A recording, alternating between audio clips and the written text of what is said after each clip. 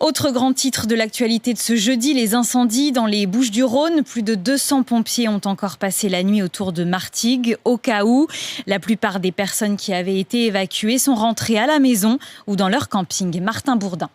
Des mobil-homes transformés en tas de tôles calcinées, des voitures dont il ne reste plus que la carcasse, une odeur de brûlé omniprésente. On les voyait plus longues les vacances en fin de compte. Magali et sa famille tenaient à revenir sur ces lieux. Quelques heures plus tôt, ils étaient évacués de leur camping par la mer. On a tout perdu, sauf la voiture et puis nos enfants.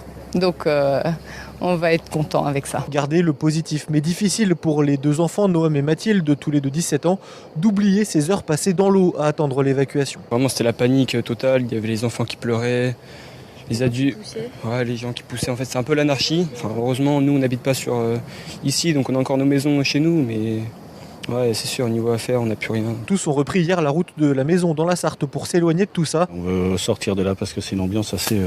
c'est pas top. Stéphane, le père, craint les conséquences d'un tel traumatisme. Il va encore avoir des stigmates quand même de cet événement parce qu'on a peur pour nos enfants, on a peur pour tout le monde.